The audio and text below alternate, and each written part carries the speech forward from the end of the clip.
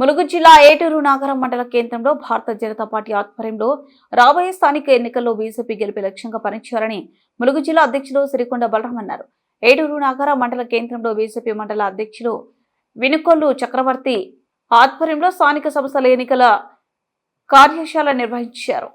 ఈ కార్యక్రమానికి ముఖ్య అతిథిగా విచ్చేసిన ములుగు జిల్లా అధ్యక్షులు సిరికొండ బలరాం మాట్లాడుతూ ప్రధానమంత్రి నరేంద్ర మోడీ ప్రవేశపెట్టిన పథకాలు ప్రజలకు తీసుకువెళ్లి ఆయన చేసిన మంచి పనులు ప్రజలకు వివరించి ప్రతి కార్యకర్త కలిసికట్టుగా పనిచేసి స్థానిక ఎన్నికలు గెలిపే లక్ష్యంగా పనిచేయాలన్నారు.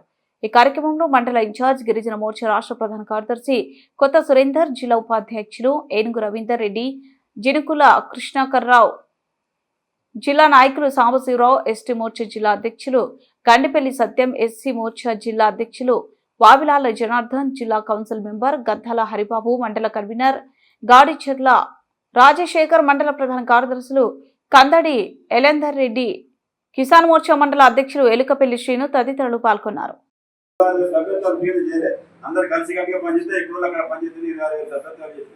కాబట్టి దీన్ని గుర్తించి మనం భారతీయ జనతా పార్టీని ఎలా ముందుకు తీసుకెళ్ళిపోతారని సూచనలు సలహాలు ఇవ్వండి అన్న. ఆ తమ్ముడు చెప్పినట్టు మీకు అందరికీ మేము ఉంటాం, కానీ ఇక్కడ మన మండలాధ్యక్షుల ద్వారా మనం సమాచారం ఇస్తే దేనికంటే దానికి మనం ఇక్కడ కన్వీనర్ చేసినాం. మనం ఎలక్షన్లకు ఇది ఎప్పుడంటే అప్పుడు అందుబాటులో ఉంటాడు. మీకు కూడా ఆయన అందుబాటు లేకుండా మనం కూడా అందుబాటులో ఉంటాం.